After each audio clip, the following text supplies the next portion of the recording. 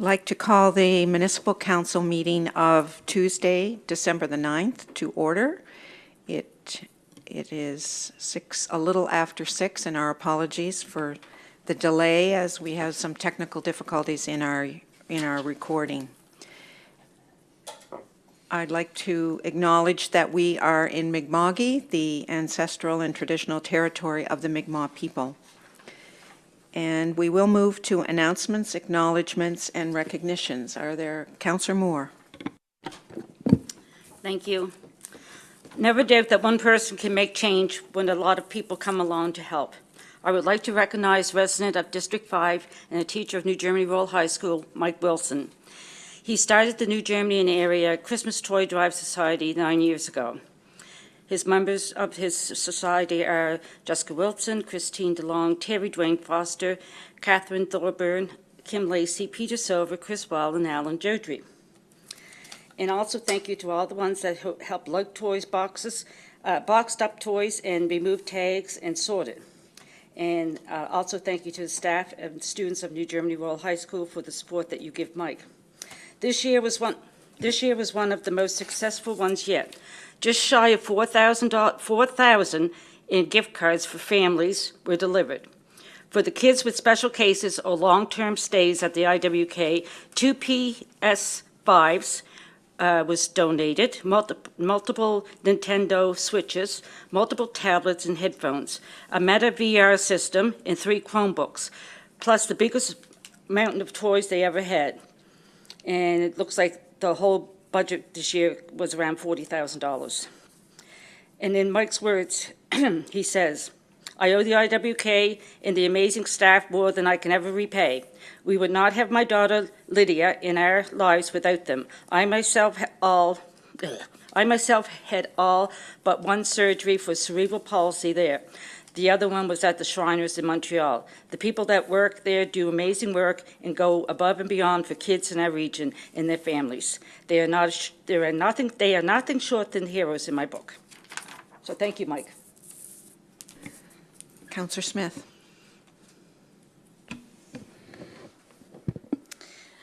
This one I share with Councillor Moore.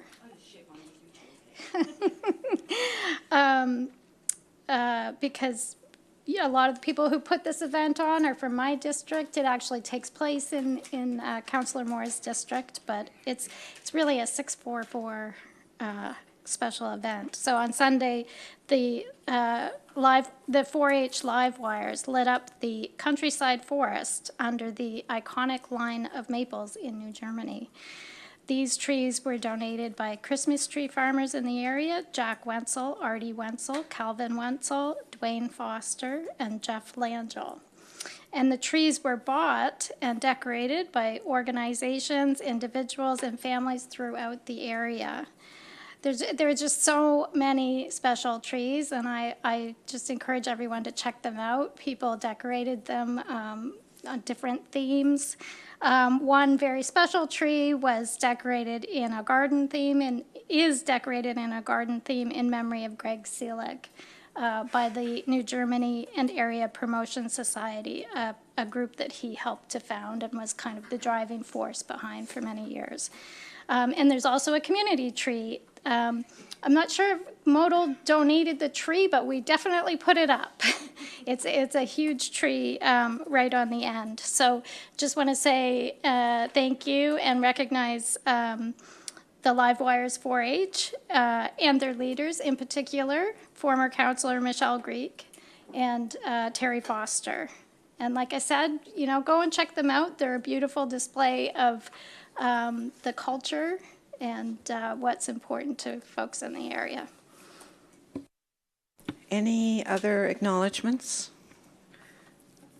Okay, we'll move to public input, and I think Claire, you'd like to, or Sandra, one of you, both of you, okay. One of you come forward to the mic. Claire, we ask that you introduce yourself and give your address. Good evening, everyone. My name's Claire Wenzel. I live on the Allenback Point Road, 248 Allenback Point Road, about halfway in. Been a resident there and a landowner since early in the 1980s.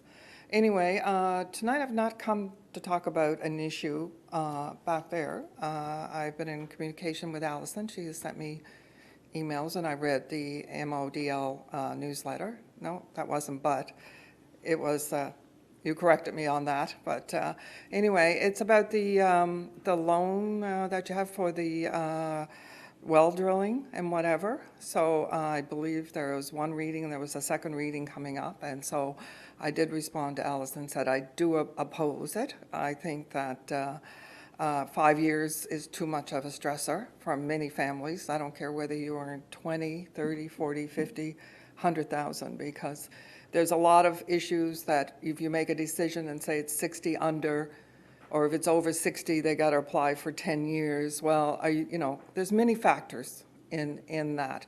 And one of the factors is, say it's a single mother. She may have a very good job, but she has a mortgage, she has car payments, she has 1 or 2 children, heat and lights. It doesn't take long for that salary to go down in trying to whatever. And so we've had a terrible year this year. And more than likely, we can have as bad, if not worse, next year. So I think the program is excellent. I don't think it needs changes. And I think if you want to be able to access more people, then put more money in it if people come forward. I mean, you're not losing the money. The money's coming back to you, right? It's being paid back through that loan system. It's just a great program for a low interest for someone who maybe is paying 5-6% on a car loan and a mortgage and all this, and they can get something. And I think water is a necessity. It's like having a car or having heat in your house. You need to be able to rely on your water system. So I don't know many of you, what you rely on here, but I know I never want to go without water, and whatever. I think it's a necessity. So I knew that was in the reading. So I had sent an email out to everyone similar to what I had sent to Allison, just to let them know how I feel about it. And I think it's a great program. I don't think it should be changed a lot, right? So, and the other question was also that I didn't add it in the email, but it goes to this clean energy company or whatever. So they're not the fastest. I've talked to a person on responding to requests and whatever. I've known someone who's been waiting over 2 weeks to find out, how long is it going to take and whatever. So if you've had to get a well drilled and now you owe 15, 20,000 and you don't know when you're going to get into this better loan, then you're going to end up paying, say, 8.5% or 9% on a line of credit when you could be paying 2%. So I don't know if the municipality, if you have any input on how fast or the guidelines on when they're going to respond or how soon, what's the expected. I think that's the biggest thing, is they could get back to you and tell you what's the expected level or how long you have to wait to these. And I do know of someone who has applied and has not heard back yet. So anyway, that's all. Thank you for your attention. Okay. Claire, we will address the issue around the timing. I think Alex can answer it. We may have to get more information, but I think he can make a comment on it. Yeah, okay. I can just clarify, the Clean Foundation does have the contract to administer the enrollment in a couple of our loan programs. So we do appreciate hearing feedback when residents are having issues with them. And we can certainly follow up. There also could have been a delay in part due to the lack of funding for the program, which was why the bylaw But that was still being could have been reviewed. communicated. But, Absolutely, You know, yeah. I mean, if there's going to be a delay or if they're in the processing. So, I mean, that's another part. If they're not timely or they're not getting back, adding, I think, it just complicates it more by changing the program. But yes, I appreciate that. So if I did speak to this person, if they haven't heard back, I haven't spoken to them. Yeah, I would love to hear from them. Yep. Yeah, to see if, it's just nice to have a timeline, Yep. for sure. Okay, I'm going to grab you a business card. okay, thanks.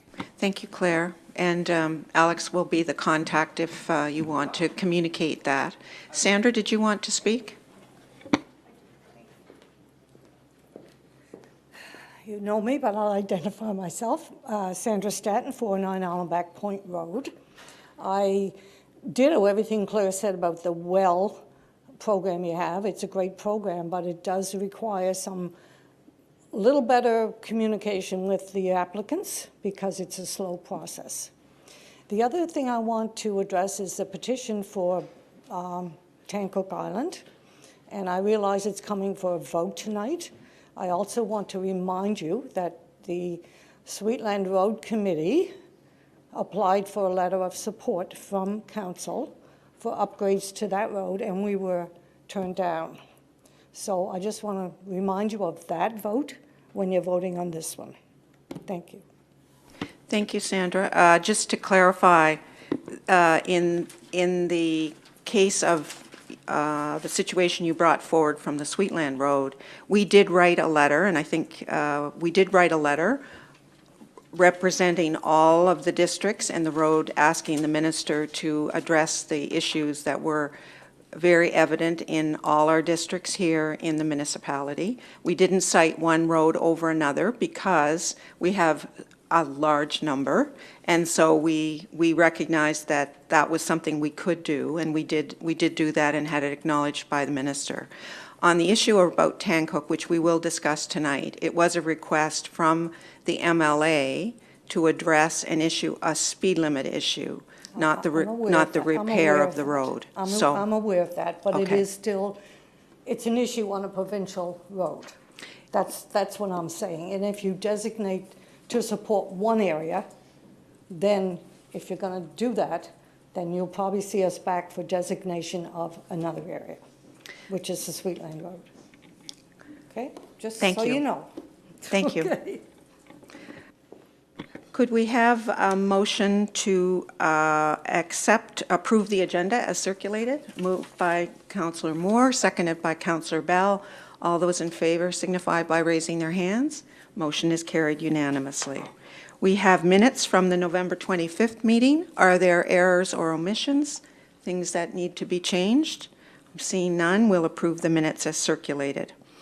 There's no business arising from the minutes, as I understand, and no awarding of tenders.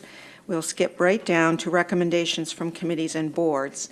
And the first committee is from the Finance Committee. This would be recommendations coming from the Finance Committee meeting on December 2nd, which would have been last week. If anyone wants to listen to the detailed discussion around these items, they can go to our recording, our YouTube recording, to view those. But we will start with 10.1.1, which is Pro Kids Reserve Budget Request.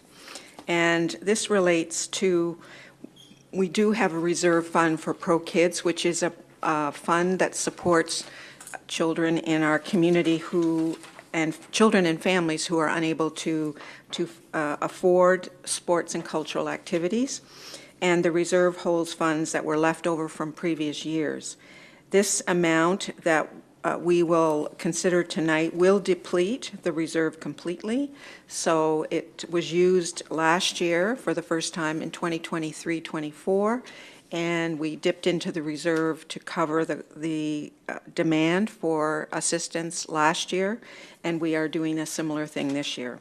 So that gives you the background to the motion that will come forward, and I would ask one of our councillors to bring that motion to the floor, please, which is 10.1.1. Councillor Brooks?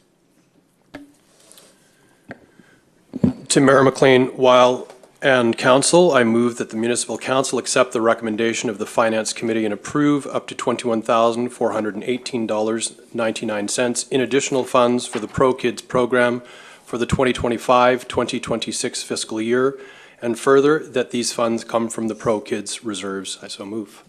And a seconder for the motion, seconded by Councillor Burns. Is there discussion on the motion?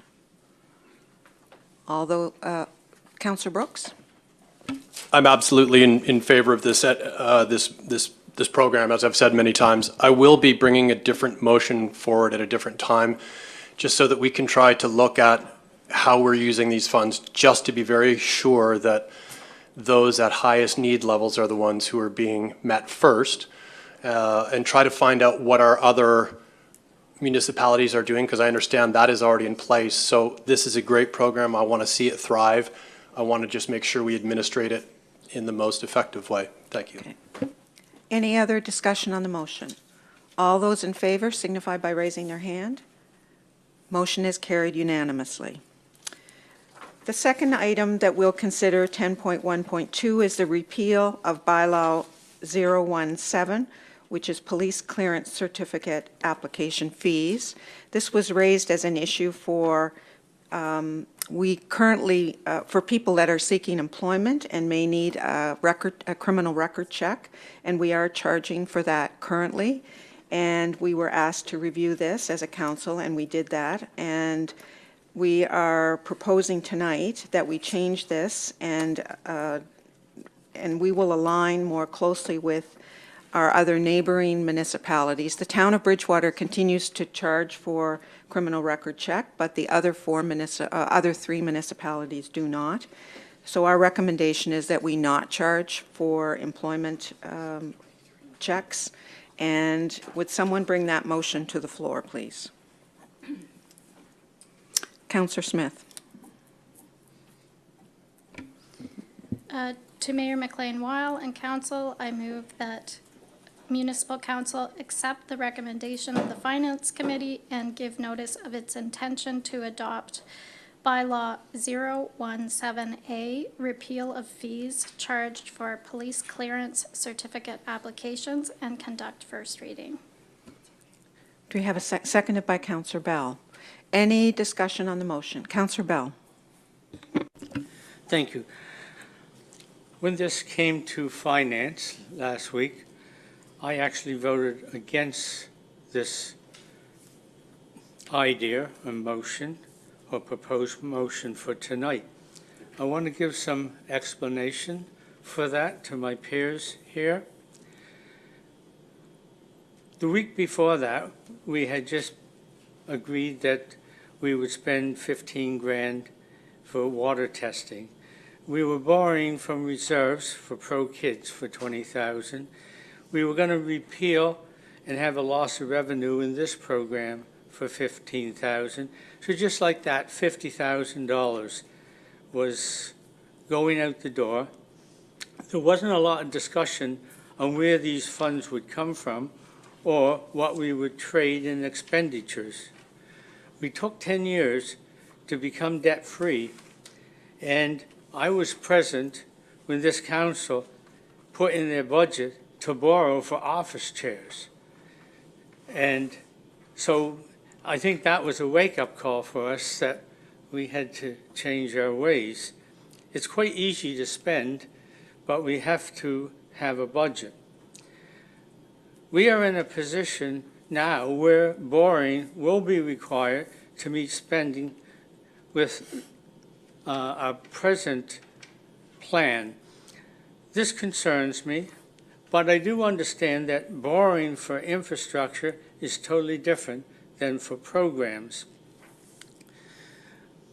That is what really gave me some hesitation on supporting this. But I must tell you, it was a learning experience for me because I was made aware of facts that was not known to me. I did not understand that somebody in New Germany could not necessarily drive to the Bridgewater detachment to get a certificate. They had to drive all the way to Lunenburg. And I thought, well, that's sort of unfair. And then finding out that they may have to come back again, I felt that if we were doing a program like this, it should be made fair to everybody. So there were some other extenuating circumstances that came to light based on correspondence that came to some other councillors. And all this time, I never questioned it. So for this reason, I want to support this because if we're having a program, it needs to be as fair as it can be to everybody. But I do want us to be conscious of when we give up revenue or spend extra revenue, because I've been on both sides of the fence. I've seen really rough years here, and in recent years, it seemed like it's easy just to do new programs or invest into our parks because we weren't doing debt servicing. That's going to change, and I want us around this table to understand that we may have to change. We want to be able to give the best we can, but everything comes with a cost. So if I'm a little old-fashioned, thinking that way, that's the way I'm going to continue to think, because for me, it's not my money I'm spending. I'm a trustee to the people's money who put their trust in putting us here. So that's why my total change is based on fairness, not necessarily saving $25. Thank you. Councillor Brooks. I would echo Councillor Bell in terms of the fiscal responsibility. I think that this is also an investment. We have so few levers to pull in terms of economic development that if this is one little barrier to help someone who can gain employment, they're paying taxes, they're into a different status. For our volunteers, that's unpaid labor. And so we're in a volunteer crisis. And so if we can lower any sort of barrier to entry for people getting involved in that, that's why I'm certainly supporting this. I don't think this is where we need to try to make up our money. We're going to have to find that somewhere else. And I concur with you, Councillor Bell. That kind of back and forth is not what we need to ask our constituents to do. Thank you. All those in favor of the motion as presented signify by raising their hands. Motion is carried unanimously. Thank you for that discussion and that thoughtful consideration of the motion, Councillor Bell and Brooks. We will move on then to 10.1.3, which is seeking a letter of support from the Lunenburg County Senior Safety Society. As we know from the reports that have been circulated, the demand for service from the Lunenburg County Senior Safety Officer have increased dramatically, and the complexity of the cases that she's dealing with have grown. The provincial government has not increased their commitment to this program since, I think, 2018. Am I correct, Councillor Smith? Yes, 2018. So the letter that of support will focus on asking the provincial government to increase their level of commitment to the program. So would someone table that motion, please? Councillor Smith. To Mayor McLean Weil and members of council, I move that municipal council accept the recommendation of the Finance Committee and write a letter of support for the Lunenburg County Senior Safety Society in their request for additional funding from the province. The seconder for the motion, please. Seconded by Councillor Brooks. Any discussion on the motion? All those in favor signify by raising their hands. Motion is carried unanimously. We'll move on to the report from the Regional Emergency Management Advisory Committee. And Alex, I think, will speak to this. It's on the approval of amendments to the Intermunicipal Emergency Services Agreement.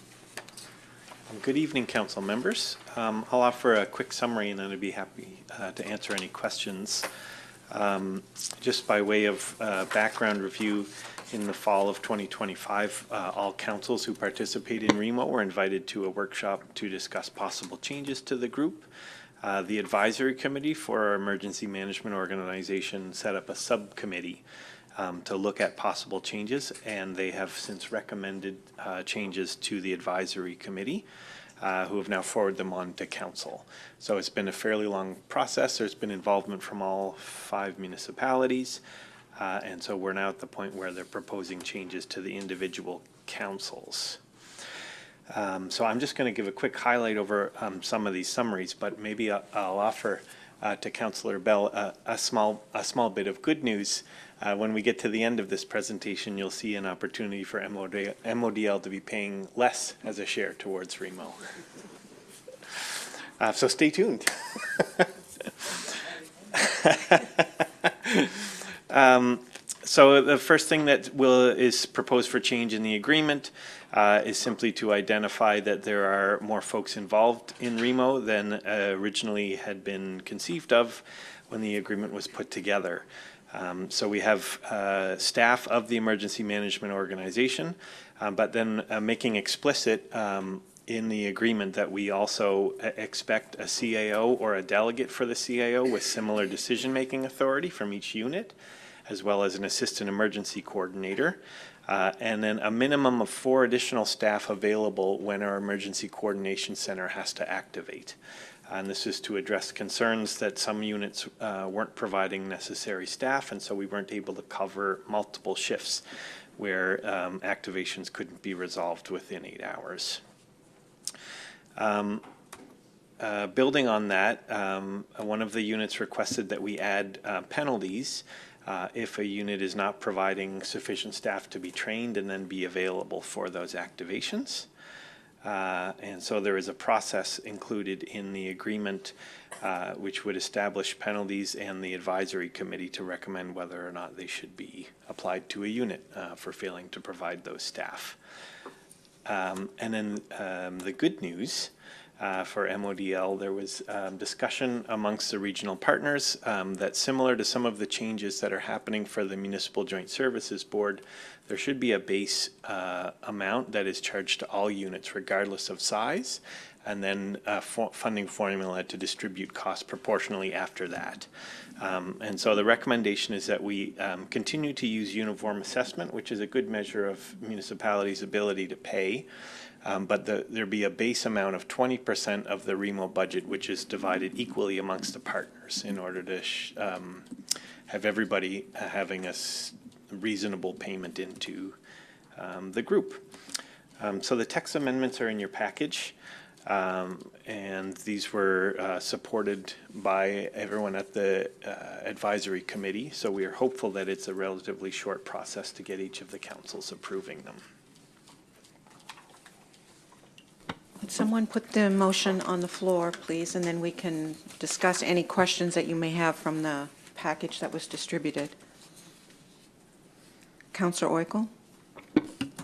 To Mayor McLean-Weil and members of council, I move that municipal council accept the recommendations of the REMO Advisory Committee and direct staff to prepare and submit a draft of the Intermunicipal Emergency Services Agreement with amendments as presented to individual councils for their approval, and further that the draft agreement be submitted for legal review, and I so move. Is there a seconder for the motion? Seconded by Councillor Burns. Discussion on the motion. All those in favor signify by raising their hands. Motion is carried unanimously. We'll move to 10.3, which is the nominating committee, and we'll ask Chairman of the nominating committee to bring forward. I think the motion would be good, Wendy. Yep, no problem.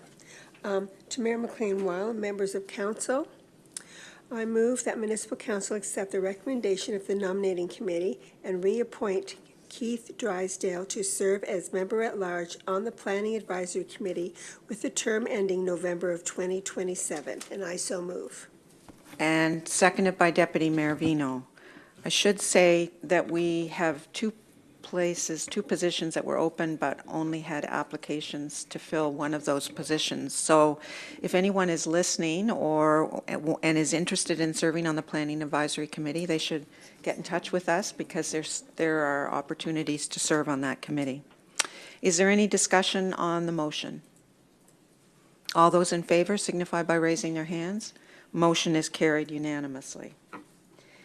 We'll move to Fire and Emergency Services Committee and 10.4.1, 2026-2027 Annual Fire Department Grants. You're going to speak. Yes. The Fire and Emergency Services Committee has annually been asking for a 2% increase to these grant amounts. So this is in line with previous years. A 2% increase would mean $4,335 extra on top of the existing grants. So that would bring you to $205,800. someone propose the motion, please? Councillor Moore? To the Mayor and Council, I move that the municipal accept the recommendation of the Fire and Emergency Services Committee and approve a 2% increase totaling $4,335 for the 2025-2026 annual Fire and Emergency Services Grant totaling $205,759. And a seconder for the motion, seconded by Councillor Smith. Might be just useful to say what those grants are used for. Sorry if I put you on the spot. We'll see how close. So there's a training grant. There is a matching grant, which supports fundraising. Oh, thank you, April. Municipal grant, insurance grant, both for general insurance and also personnel insurance. And then there is a separate grant called a post-merger grant, which is to support fire departments so that if they decide to unify into a single department, they don't lose any money out of those grants. Thank you for that. Thank you, April. Is there any discussion on the motion? All those in favor signify by raising their hand. Motion is carried unanimously. And the proposed code of conduct for senior fire services officers. This Speak one to is that. slightly more involved. So your fire services coordinator has been working with the Fire and Emergency Services Committee as well as fire departments directly. This issue is before our municipality in response to some concerns that happened in a fire department in Cumberland County. But the Fire and Emergency Services Committee discussed it and identified that there were similar risks for the municipality. If you have, for example, issues of serious misconduct in a fire department, they're not part of the municipality, but they are providing a service on behalf of the municipality. So there was discussion about options for mitigating that risk, and the fire service agreed that it would be appropriate to have a code of conduct in place for senior officers of fire departments. And so the committee reviewed and went through 2 rounds of engagement with the fire service before coming to council with a proposal. And so tonight we are looking for approval in principle of the concept and direction to prepare a draft, which would then be incorporated in MDL 36, which is your policy that governs the fire service. And I'm just looking for the document to go over the key elements. The first element that was discussed was what behaviors should be covered by the code. The first being participating in any fire department activities while under the influence of drugs or alcohol, harassment or discrimination, fraud, theft, or other criminal behaviors, professionalism at the fire scene, conflict of interest, social media use that impacts the reputation of the department, and failure to report a violation of the code of conduct by a fellow senior official. The process recommended for investigating the complaints is to have a third-party investigator to determine if there is sufficient information for a review. And if so, then the municipality and the member of the department would be notified. The investigation would then take place and a report would be provided to the municipality for review. So if a breach is determined to have been happened as part of the review, then a board would be set up with a member, members being appointed by the FESC. The report would be provided in camera to preserve the privacy of the individuals involved. And the only stipulations on the membership is that it couldn't be somebody who was connected to the complaint itself, who was sitting on the board. So the advisory panel would make a recommendation to council on what, if any, remedial actions needed to take place. This may sound familiar. It mirrors the municipal code of conduct process. And then there are some remedial actions which are proposed to be included, which could include additional training, apology, suspension from the executive of the fire department, removal from the executive of the department, depending on the severity of the event. And then, as I mentioned, it will be included in policy MDL 36, so it will be a condition of registration as a fire department that the members of the department adhere to the code of conduct. So it is important to reiterate, this was done in consultation with the fire service. They understand the reputational and the insurance and legal risks that are associated with some of these behaviors, and they're supportive of the municipality adopting it. I sat in on one of those sessions, and it was taken very seriously by the members of the Fire and Emergency, as I think we recognize it needs to be. Having a serious situation like happened in Cumberland County really points to the vulnerability that we were exposed to, or we are exposed if we don't take these kind of steps. So I think someone would like to put the motion on the floor. Councillor Bell, and then we can have any discussion.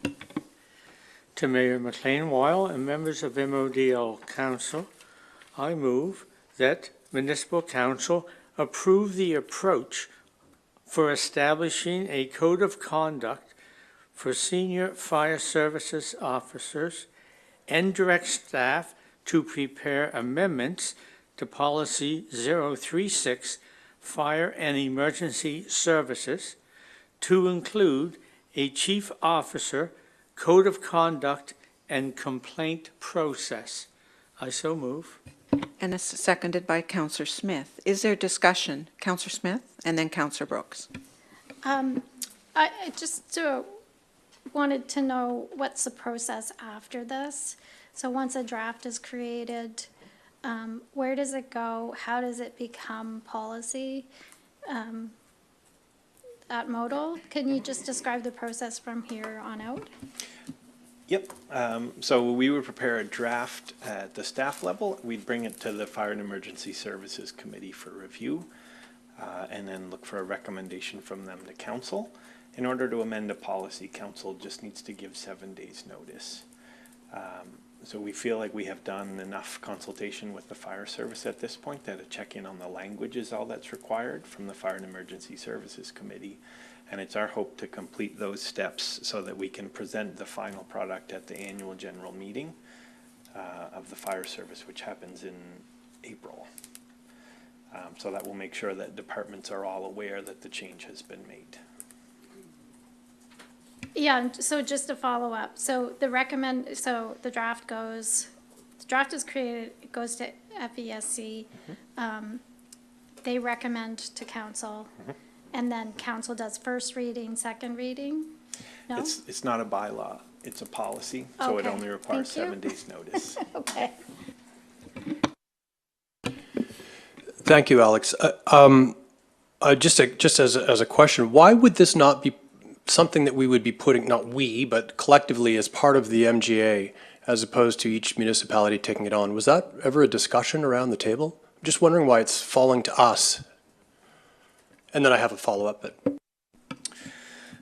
So there is a review of the fire services that was conducted. It's largely complete, and the government has received recommendations which would significantly change the structure of the volunteer fire service if they implement those recommendations, and that could possibly change a number of elements with how our arrangements work with the fire service. The way that the MGA is structured currently, fire service isn't a required service that fire protection doesn't have to be provided. And so a lot of municipalities run in a similar way to ours, where we aren't the fire service provider. Instead, we register volunteer departments. Registration is the primary vehicle that we can use to work with fire departments to help get them to what we feel are pretty important minimum standards. And so that's the approach that we've taken. So it's not that the province couldn't do it, and in fact they are contemplating some large-scale changes.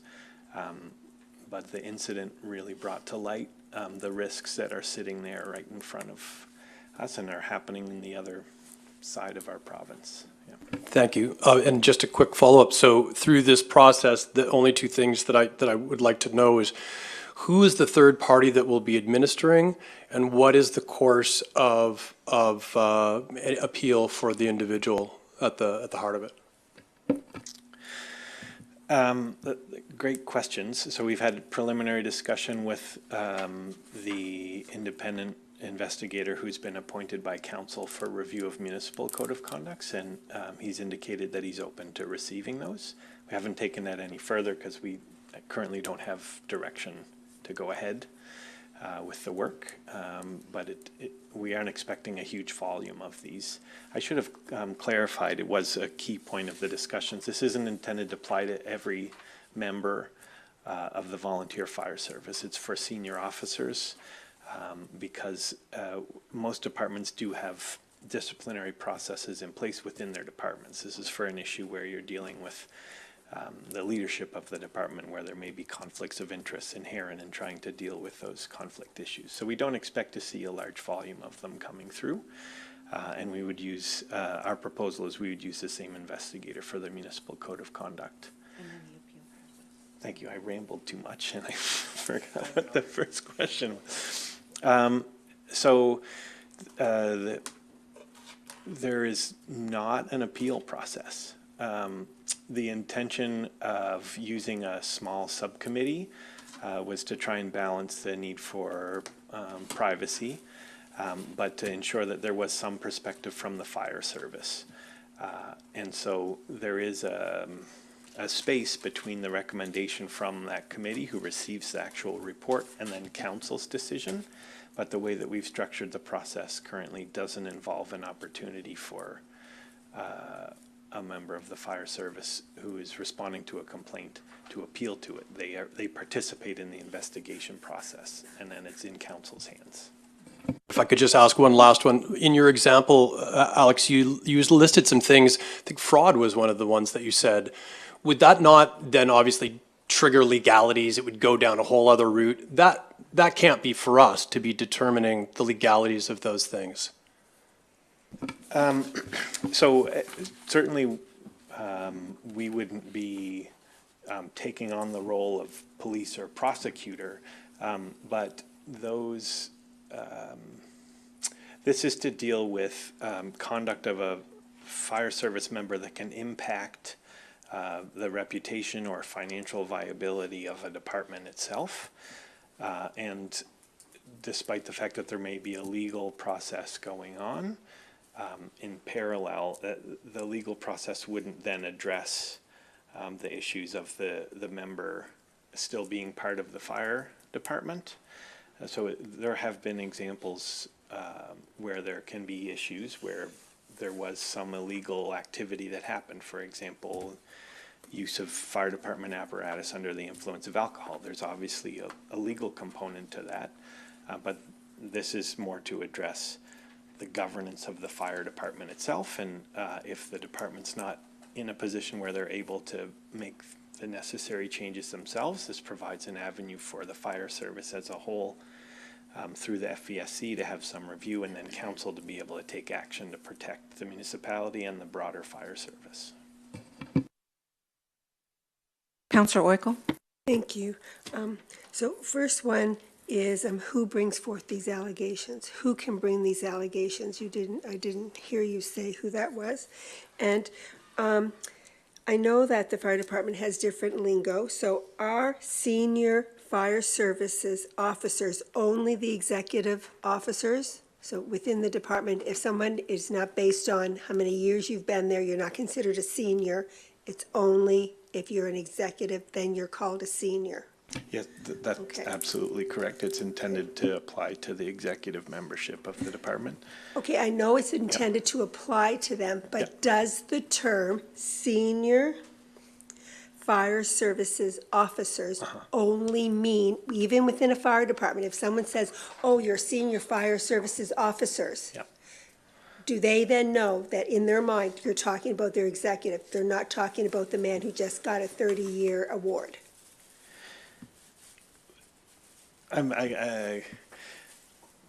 Sorry, I get distracted. I can't put myself in the head of all No, of the no, fire but service. but I know, but I'm saying just- that it says senior fire services officers. Yeah. And you're So- saying it's only the executive. So what I'm Yes. saying, like, words are very important when, especially when it comes to policies, right? yeah. And people's interpretation of them. Yeah. Right? So Yeah. that's why I'm trying to be specific. Yes. So the motion that you're looking at tonight is to give direction to actually draft the policy amendments. So that's where the definition will appear within the Okay. policy. Okay, Yeah. within the policy. Okay, great. And you didn't answer my question regarding who does the allegations. Yes, we would expect them to come from the fire service themselves, so a member of the department. However, it could be possible that, for example, the fire service coordinator receives a complaint from a member of the public, and staff would then refer it to the investigator if we felt that it merited review. Any other questions? Do we have the motion put on the floor? It's been moved and seconded. It's a lot of discussion that I was listening hard to because there were good points raised. This has been moved and seconded. Are you ready to vote? Raise your hand if you're supporting the motion. Thank you. Motion is carried unanimously. Staff reports, we'll move on back to you, Alex, with discussion or an outline review of our strategic planning update that we engaged in over a couple of afternoons, and where we're at with that.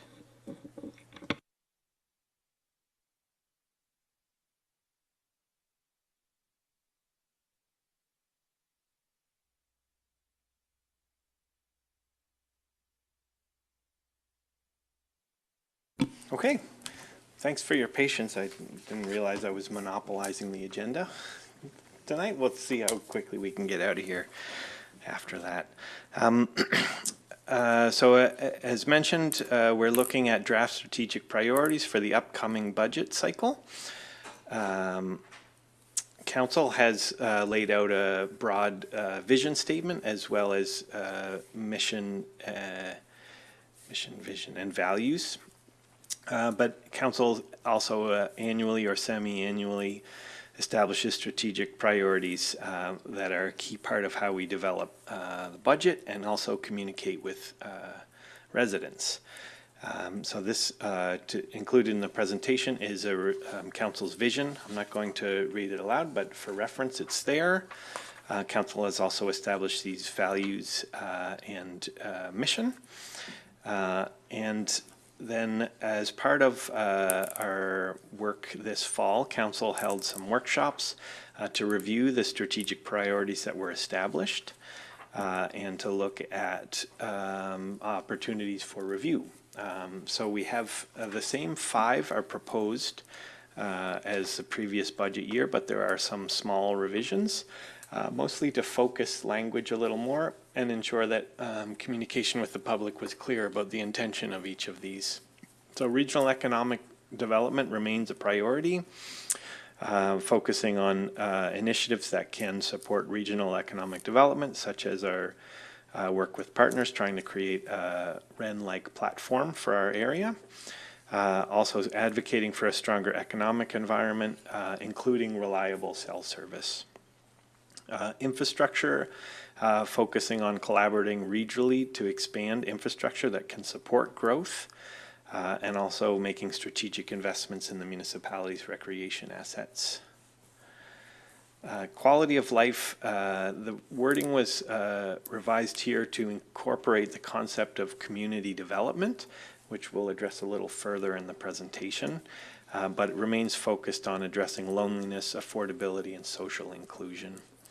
Communication and engagement, again, the language was just streamlined here, but it remains a key component of this council's work to try and keep residents engaged and share as much information as possible. And finally, climate change action. Again, the language here was streamlined, so we are remaining focused on reducing corporate emissions or municipal greenhouse gases, The work around the community component has been refined to ensure that it's focused on improving efficiency for residents and affordability for residents. So just to spend a little bit of time on the concept of community development, working on a rough operational definition of community development as when the municipality supports groups of people so they can come together and make changes they want to see within their own communities. And so it's intended that community development and this philosophy can dictate how council assesses what the municipality's role will be in new initiatives that come forward and issues that you're trying to address. It will also give direction to staff on how departments work together and how we respond to community needs. And because it's so reliant on work within the community, it will be critical to work to support the volunteer sector.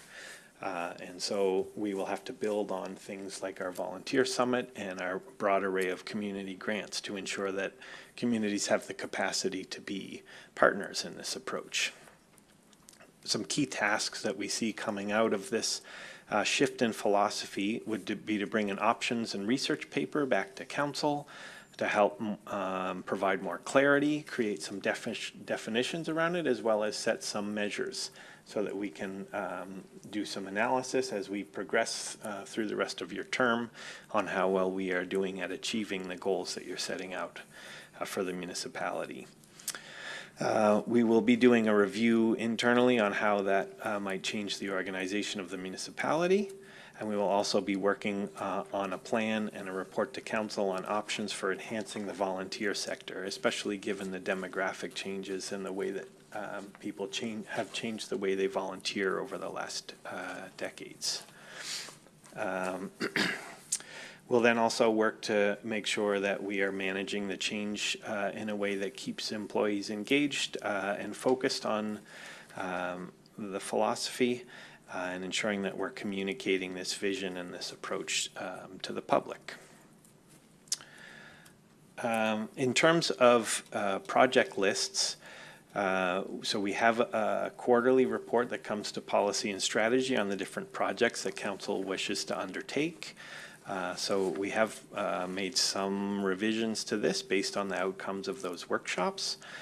You'll see a lot of duplication though on this list, which is those key sort of transformational projects. So we continue to have transit service and the housing strategy, the development of the Well-Tide, the community hub within the Well-Tide building here in Osprey Village, the establishment of the regional economic development platform, our comprehensive land use planning work, and this new community development initiative. And then I also thought it would be useful to highlight the projects that we have listed for next quarter. So technically this is before the budget year that you've established these priorities for, but we do have these projects lined up and on the go. So we will be bringing back the What We Heard report and a final report on the housing strategy. We'll be continuing the work on the cell service advocacy. Council will have a discussion and debate on criteria for evaluating recreation projects. We'll complete an evaluation of the mobile VIC service, finalizing the fire service training strategy and looking at recommendations from the fire service for the next fiscal year, an updated active transportation plan.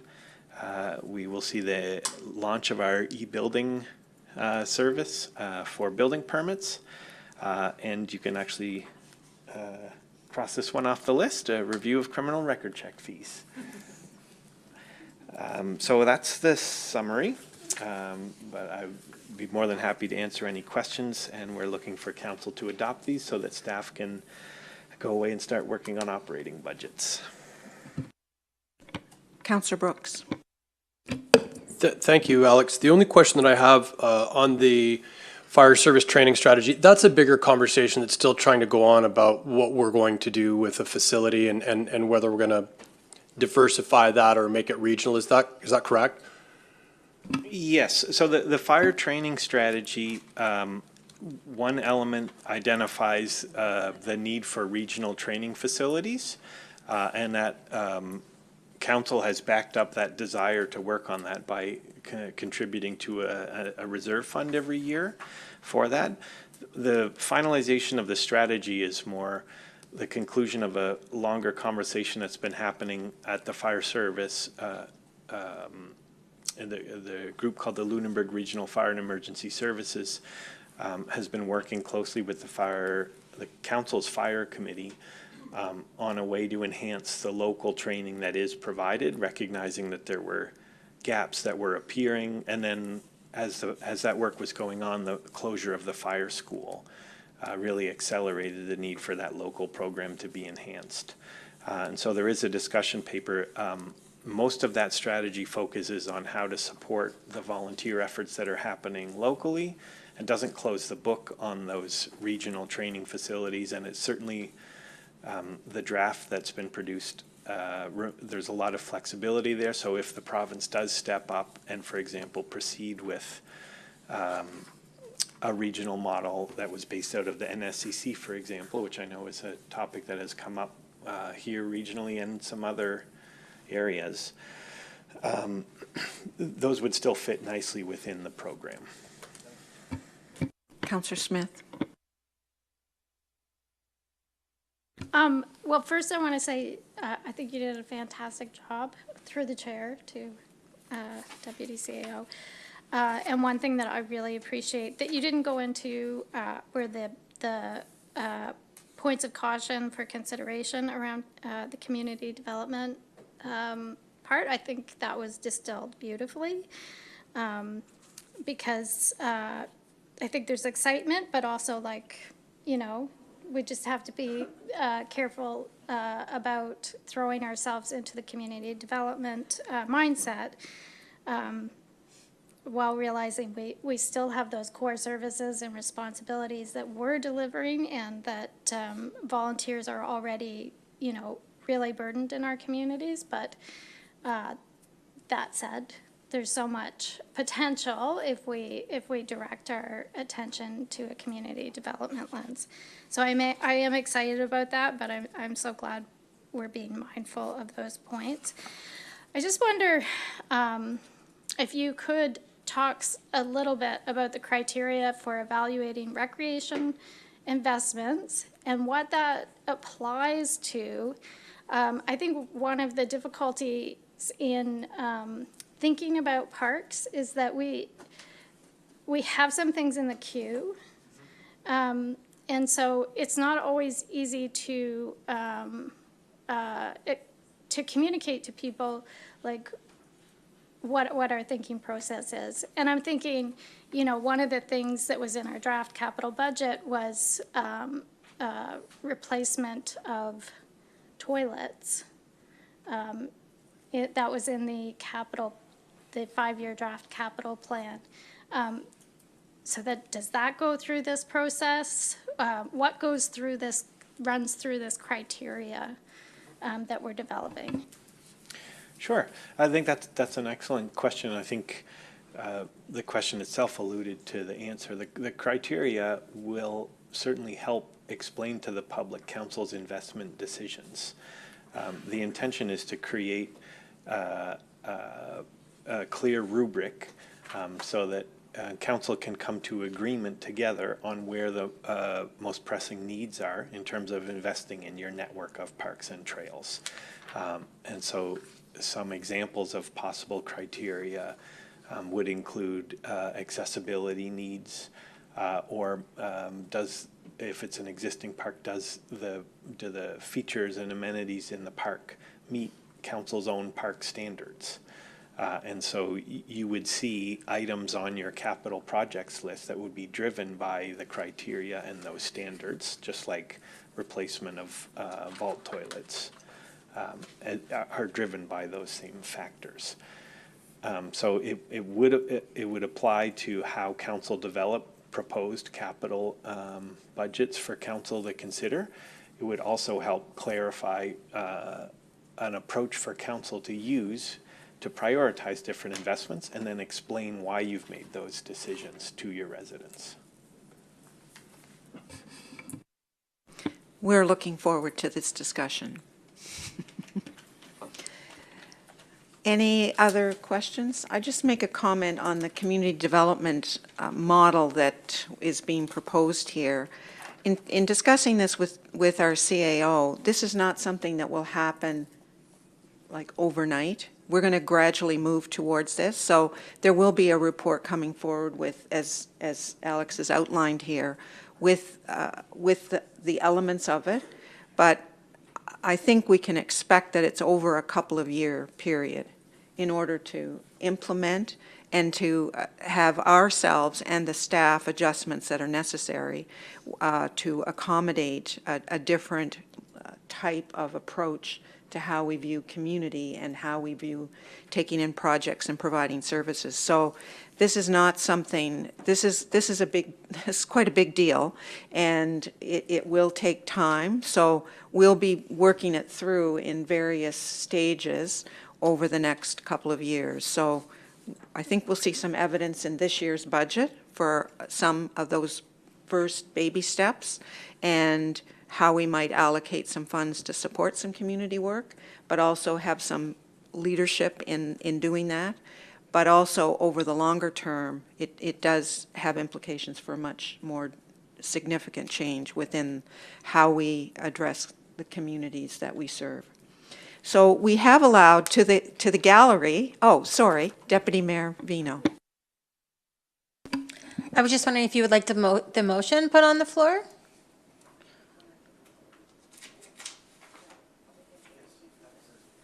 After?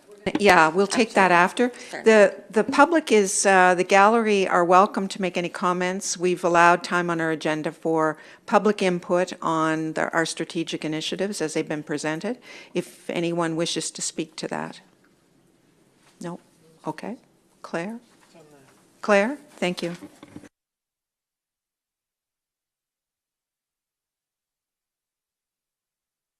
What? Ready? All right. Specifically more what Allison had been referring to was the recreational and whatever, and the criteria and I guess the money and the things that's going to be allotted to there. And I speak to the municipal beach park. That is a great place, don't get me wrong. It's a wonderful place because of so many, you know, it's used hugely. If I don't know anybody ever been back there from June, July, August, there are hundreds of people. And like, if there's 100 cars go back, 100 cars come out. And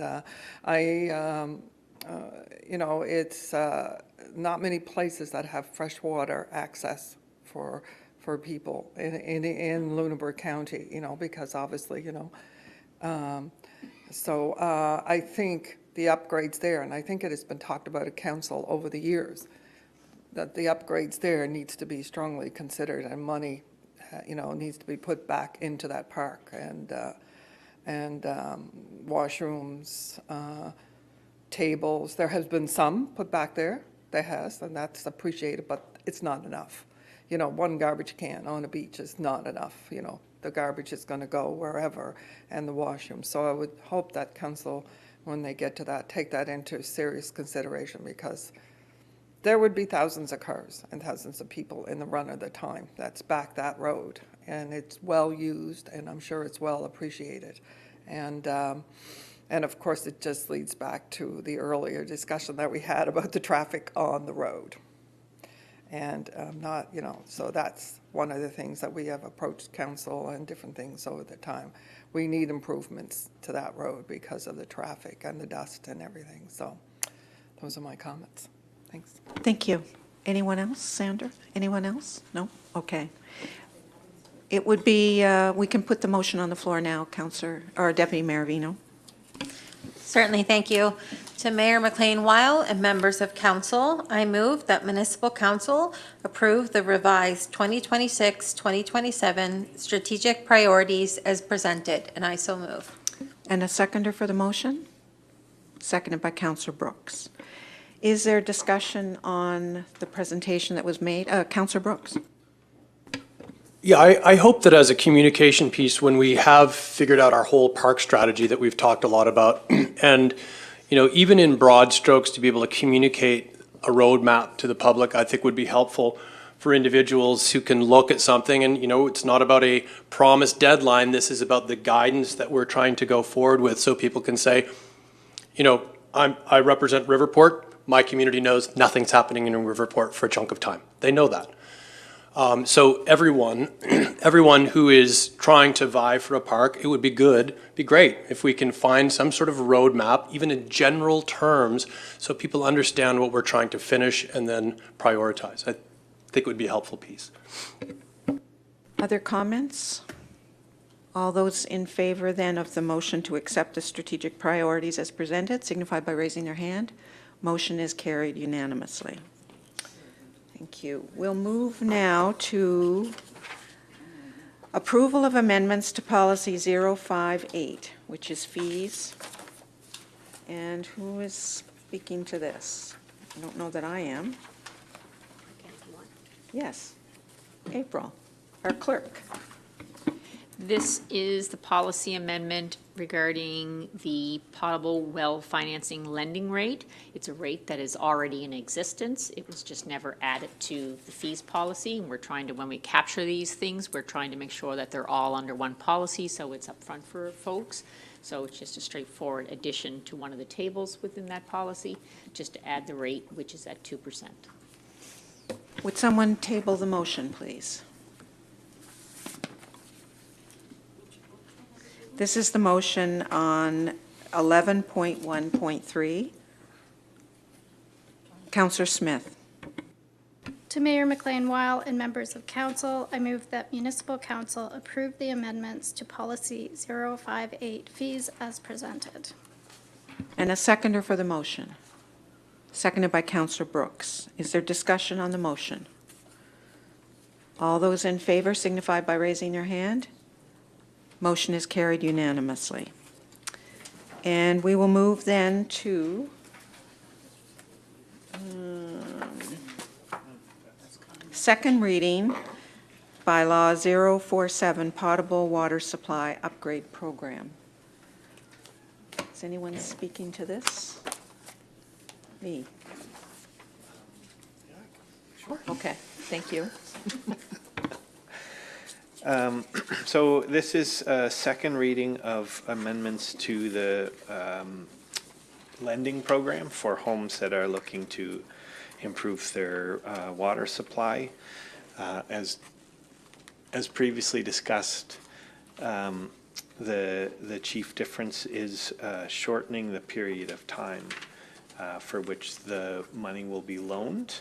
And this is to increase the rate that it's recycled so that the municipality can assist more homeowners as we provide an additional $900,000 for the program in order to try and address the backlog, which is obviously related to the conditions that we've been experiencing. Someone put the motion on the floor and then we can discuss it. Councillor Bell.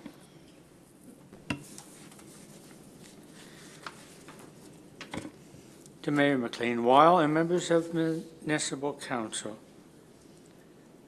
I move that Municipal Council proceed with second reading of bylaw 047A, being the amendments to the potable water supply upgrade lending program, and approve the bylaw as presented. I so move. And a seconder for the motion, seconded by Councillor Moore. Is there discussion on the motion? Councillor Oikel and then Councillor Moore. So I misunderstood the last when this came up first regarding the hardship criteria or the hardship clause. I knew that we were using where is it here? The income tax threshold regarding our rebate, but I didn't know that that was the only thing we were going to use. I thought that we were also going to be considering people's circumstances. For example, somebody who is maybe making $65,000 or $70,000 could be needs the well, but they're having a really hard, like they can't meet the 5-year payments, but they could do 10-year or maybe even the 15, because there is quite a difference in cost in 5 years for 20,000, it's 350 compared to 170 a month for 10 years. So I'm not going to be able to support the second reading because I really did think that we were having extra things in there for other people under other circumstances. Councillor Moore. Same with me. I'm wondering, after the public input and realizing that 5 years is a very short time to pay back a loan, according to all your other finances and stuff, but I understand also why council is doing this, so that we get water, so that we get money back, so that we can do more wells, and I understand that. Can you explain to me a little bit more about the hardship clause? Like what would? Okay, go ahead. Yeah, so what was discussed at first reading was the hardship clause would mirror the qualifications for our property tax exemption program. Okay. So that sets the threshold for income. And if you qualify for that, then you qualify for the 10-year repayment term Okay. instead of the 5. Right. So all we collect is income information. We don't, credit checks. we don't manage the program, so it's a third party. Yeah. And there would be considerable challenges in having our residents share personal, private household information with a third party administrator of our financing program. We had this discussion at first reading, and council at that time indicated that in order to move the program forward and continuing to have the money flow, the adjustment that would be made at this time would be for a 5-year repayment with a 10-year hardship. And then it was up to council if they wanted to give further direction in the future to have us put a more detailed look at the program, then we would do that at council's direction. But at this point, at second reading of the bylaw, any change to the term of the repayment would be a substantial change and push it back to first reading, which would delay the awarding of any contracts with the new money, because the first pot of money, $530,000, has been spent. The second pot of money, $900,000, there's people in the queue who have to they've made the application, Yeah. but there's no agreement signed Right. because council hasn't approved a new bylaw. So if the will of council is to move forward as planned and as passed at first reading, then it would be 5-year standard, 10-year if you qualify for the property tax exemption program. And we have that information. We know who's applied for that program. And so it's easy for us to identify if they apply for the well financing program. But if any significant change that's introduced at second reading by way of amendment sends us back to first reading. And our next council meeting isn't until January. Councillor Smith, then Bell, and then Oiko. I did vote against this the first couple times it came in front of us, and I'll be voting against it again today, because I think that a program that we have just put almost $1 million into, I want to get it right, and I want to make sure that people who need it are able to afford it and access it. And I'll just remind us, we just passed revised strategic priorities, which again highlight affordability. And affordability is one of the things I committed to. I committed to that lens when I was elected, because people are really, really struggling. And I want to see the design of our programs reflect that it's not just low-income folks who are struggling, it's also middle income. And we're just coming out of, we still are really, suffering from the effects of a severe drought. And it's hit a lot of people really hard. And I just don't agree with the changes that are being made to this financing program. because we're not taking into account the size of households. And we talked about this before when we were looking at our property tax rebate thresholds last year. You know, $60K for a family of 4 or 5 is not a lot of money, and people, you know, that's you know, like was said earlier into public input. There's a lot of payments coming out of that kind of annual income with a household of that size, and we're going from offering the most affordable water upgrade financing program in the province with a flexible 15-year term to the least affordable with a 5-year term. Every other municipality that I've seen just offers a 10-year term.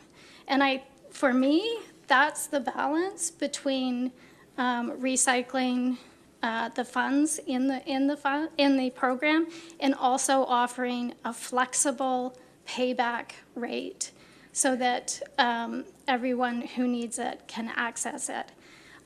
You know, before when this came to us, I did say, you know, if we're looking at restricting anything, maybe we should be looking at an income cap. I still think that could be looked at some point, but for now, you know, if there's no appetite around that, I would just say it should be, the 10-year term should be open to anyone who requests it. And we could make the 5-year default, and you have to apply for the 10-year, and that would signal that, you know, if you can afford it, please take the 5-year term. But if you want to go the extra step and apply for a 10-year term, okay, like it's available. But the 5-year would be there as well as an option. I just think we really should take the time to get it right. And as I said before, there's wait lists for wells. I really don't think that waiting a month to get this program right so that people aren't cut out because we've made the payment structure too high, I think it's worth it. And I think of all those people who are in the queue right now, who maybe don't even know about the changes to the program that are coming. So I look forward to hearing what others think on this. Smith, Bell. Councillor Bell is next. Thank you. I don't necessarily think as a municipality it is our primary role to be landlords, but we are. I don't necessarily see one of our primary roles as being bankers, but we are. We are giving options with built-in safety measures, alias hardship clause. There is a waiting list right now of people waiting to take advantage of the program. Are we going to further delay these individuals while we try to make changes, or get something in place and then make possible policy changes after? Don't forget, we offer property tax rebates, probably better than most municipalities. So comparing us to municipalities for one or the other program, let's look at some of the things that we already offer that are the best in the province. Thank you. Councillor Burns and then Brooks. Thank you. When it comes to policy, there's a lot of different roads we can take with this. And one thing I think we struggle with as a municipality when we're talking about larger issues is we can do some great things, but what is the point of the policy and the great things we're going to accomplish? Is this solely an anti-poverty program? Is this solely a program to ensure that everyone has a drilled well at a rate that's affordable to them? What is the point of what we're doing here?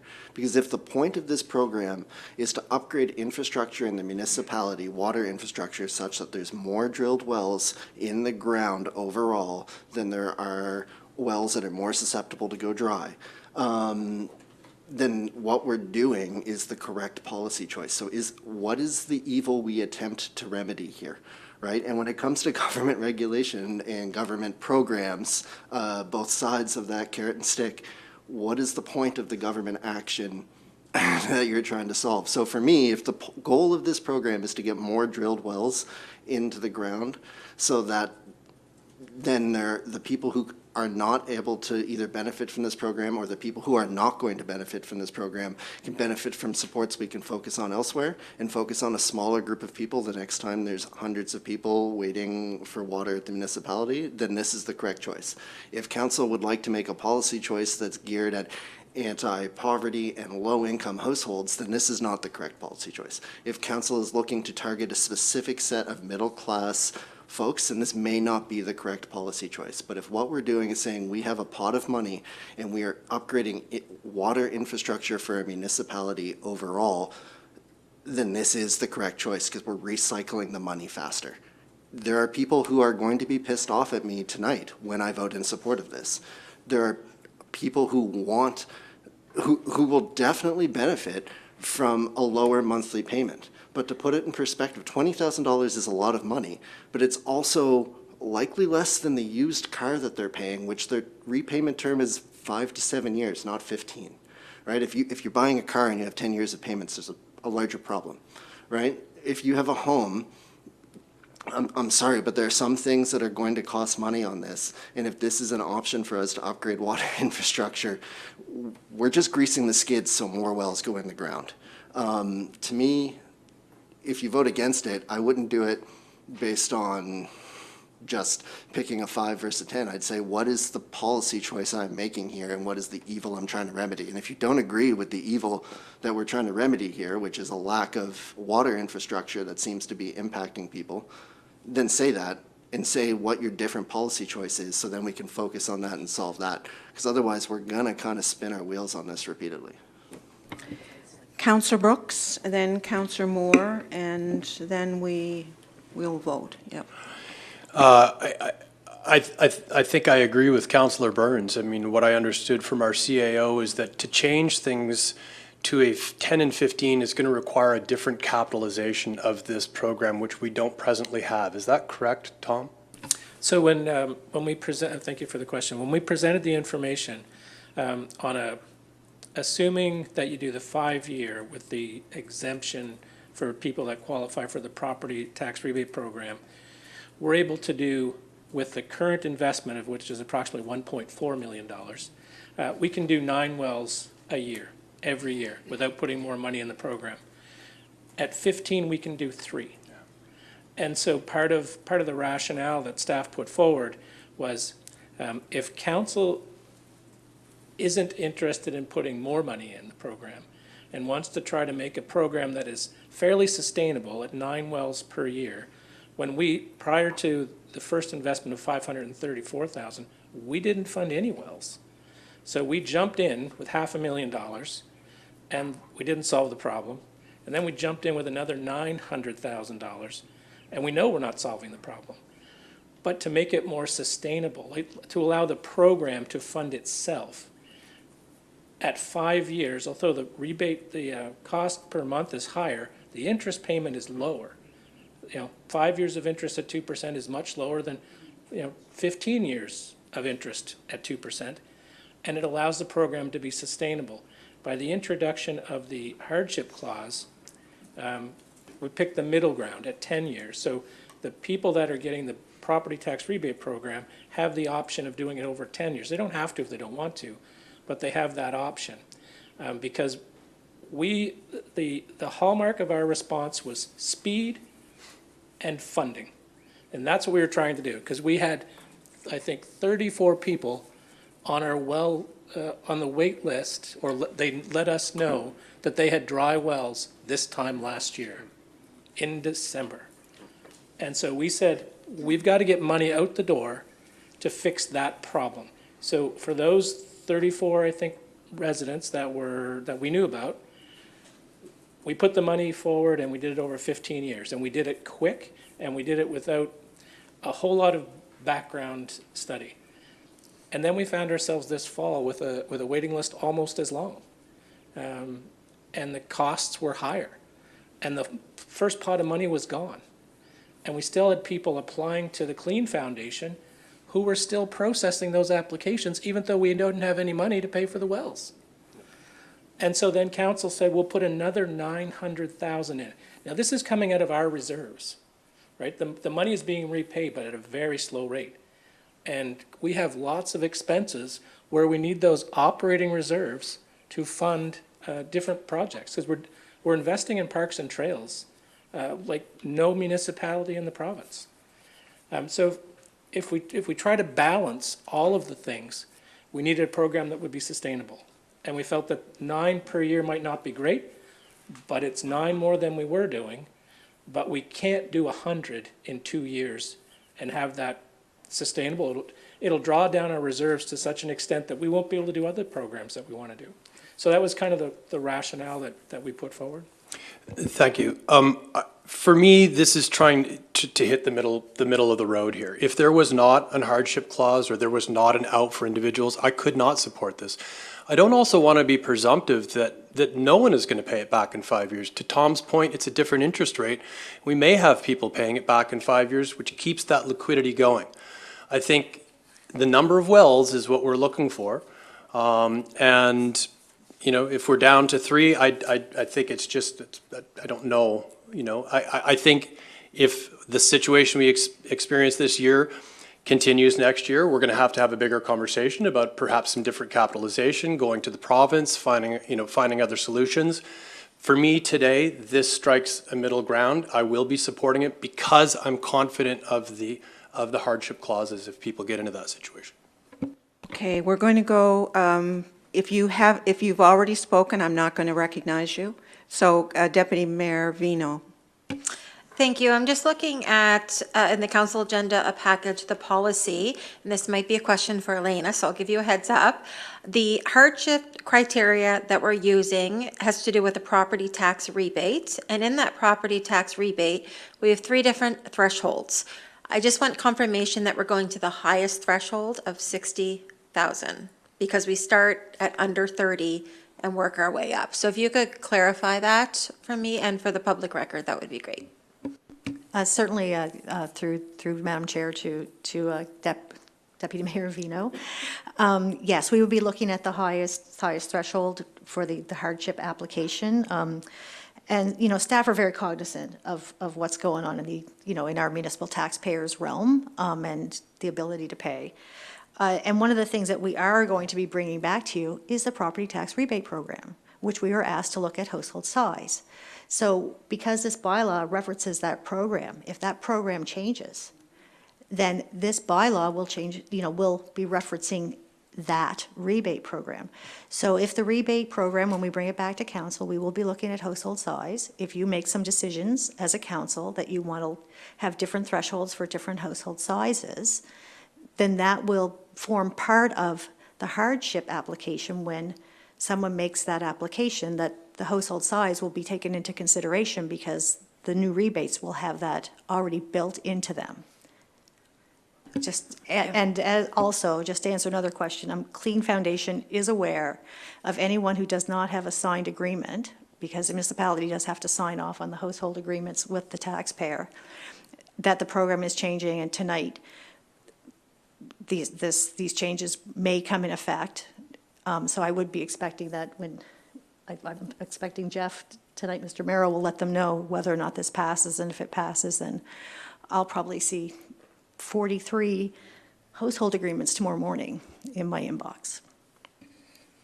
Is there anyone, Councillor Reinhardt, and then if there's, okay, go ahead.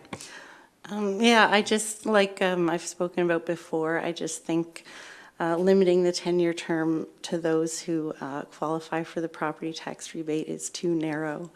And I think it's going to miss people who don't qualify for that rebate, but just can't access the program because they're in that middle bracket of income. So for me, it really comes down to fairness. And we spoke earlier tonight about when we offer a program, you know, it should be as fair as possible. So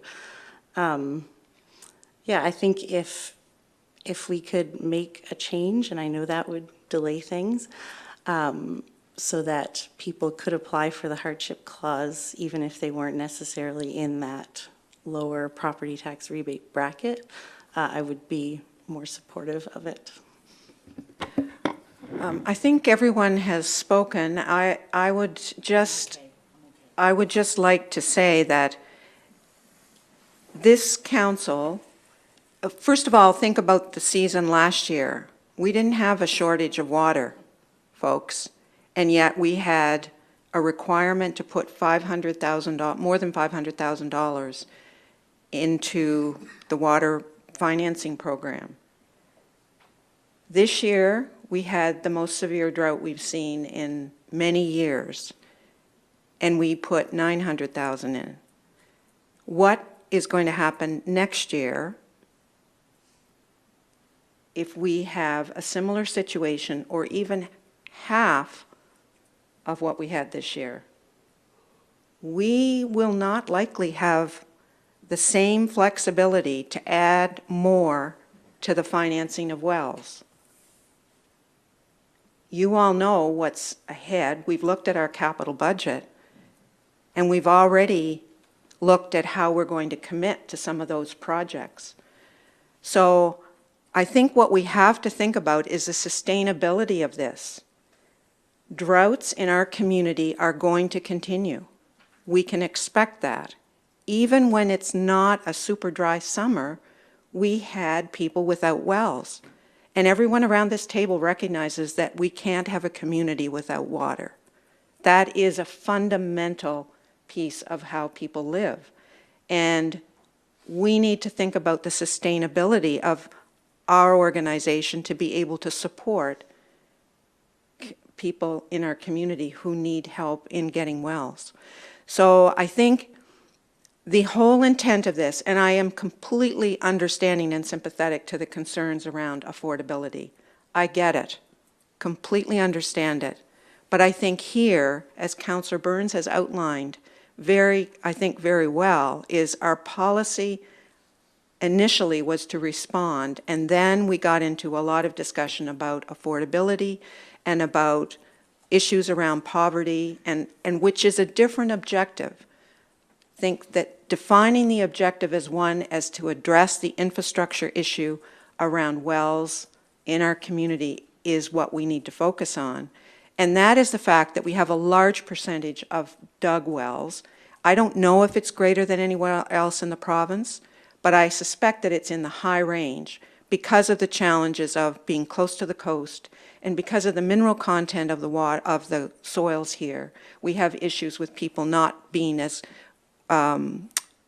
anxious to drill a well, and there is obviously an affordability issue, but often dug wells provide better quality water than drilled wells. So all of that factors in.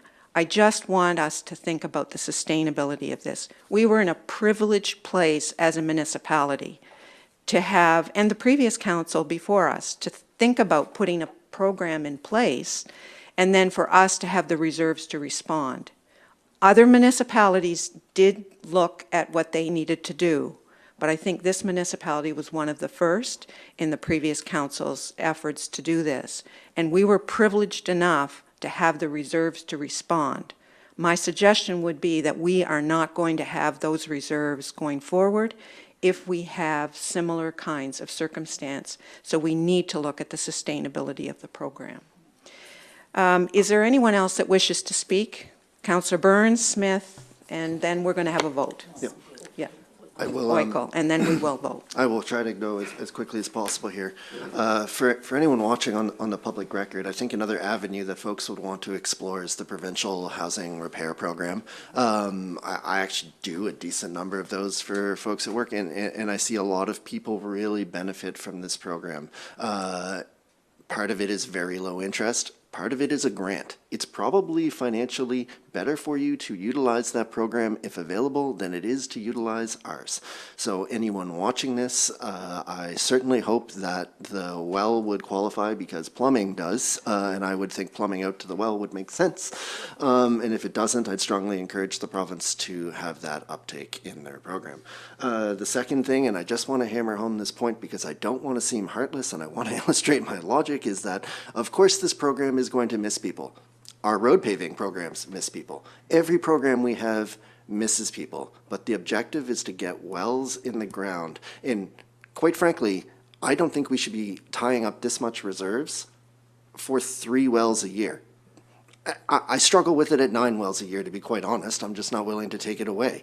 And hopefully over the years, it's going to solve a problem. But like, we're only solving 9 years, or 9 wells a year. And would we be putting $1.2 million into a program or whatever this totals is for roads that service 9 people and fixing that per year? Like, there's some concepts here to think about this. So let's get this stuff out the door. Let's let the program cycle through. And I think we should continue to advocate for ways that folks can access larger housing repair programs, because the well is part of it. And there's other housing issues that they're going to need to see, and there are provincial programs that are increasingly federally funded that folks will be able to access on a larger scale than what we can ever offer effectively as a municipality. Councillor Smith and then Oikle, and then we will vote. I looked at the housing repair program. I looked through the guide. Yes, there are things about plumbing repairs, nothing about drilling or deepening dug wells. And also, it's not there. So if you want to bring that to this table, you should confirm that people can actually use drilled wells. Sorry, was that, did I step over? Okay. I will just say, to me, the point of this policy is offering flexible, affordable financing for a critical resource. And it's not about getting more wells in the ground. That's not like, we're trying to get financing to people who need it. I just don't understand why we're so reluctant to take a good look at the program so that people who need that flexible, affordable financing can get it. It's not high-income people that lack access to low-interest credit or the terms that are good for them for paying back. They can afford to finance a well themselves. It's the middle income and it's the low income who need these financing programs. Like, why are we offering them otherwise? Thank you very much, Councillor Bell. Yeah, so I will leave it there since I've been told to be quiet. Councillor Oikle. Yeah, I just want to know, are you saying that because you had mentioned we had put $900,000 in, have we already put $900,000 in, or is that $900,000 on with this? I was referring to this proposal. Oh, so okay. It would be 1.4 for the year that we Right. put in. Yep. So can we not put the $900,000 in and relook at the loaning program So if I as if I two may. separate things? So we have to have a program to loan the money. So if we don't change the program, we're lending it over 15 years at 2%. So the money is sitting there, and the applicants are sitting there, and they're waiting for this second reading of the bylaw. And if it passes, as the Director of Finance indicated, we let Clean Foundation know, and we're going to get 43 applications to sign homeowners agreements to get the money out the door and get the wells drilled. If we don't pass the bylaw, that money doesn't flow. The homeowners agreements don't get signed until council decides on the matter. So it's to get the $900,000 out and service the 43 residents that have outstanding applications. But right now, even if they had their application in and they got the money, they couldn't get their well drilled at this particular time necessarily because there's such a backup. So they may be waiting until the spring anyway. So So my understanding is that some people have gotten wells drilled recently, whether under the old program with the final bits of money that went out the door. I don't know when they applied or what arrangements they made, but they can't even take the step to make the arrangements to secure the well driller if they don't know they're going to get the money, because there's, and as the Director of Finance indicated, we've already been given direction to look at the property tax exemption program and how we can better address household incomes and household sizes and how that might impact the program. We put $750,000 a year into the property tax rebate program, more than any municipality outside of HRM and perhaps more than HRM. That's every year that money is put into that program to assist people that qualify. And that's we had 1,000 residents, more than 1,000 residents apply and be approved for the property tax rebate program based upon the current threshold. So it's not that we're not doing anything to assist the people that qualify. We do the property tax rebate program. We have the exemption built into this program. We've tried to take into account those things while at the same time moving it along at a fairly speedy rate to address the issue. And the issue is getting money out the door so people can drill wells. That's what we're trying to do. I just want to remind people to be, I know the discussion is heated, but to be respectful of each other during the conversation. We want to maintain that level of respect for each other's differences of opinion and keep that as part of our consideration here. Councillor Reinhardt, I'm really reluctant to, because I keep saying I'm cutting it off. I just want to be clear that the change or the alternative that's being proposed, I believe, is not to keep it at a 15-year term or even to keep it at a 10-year term.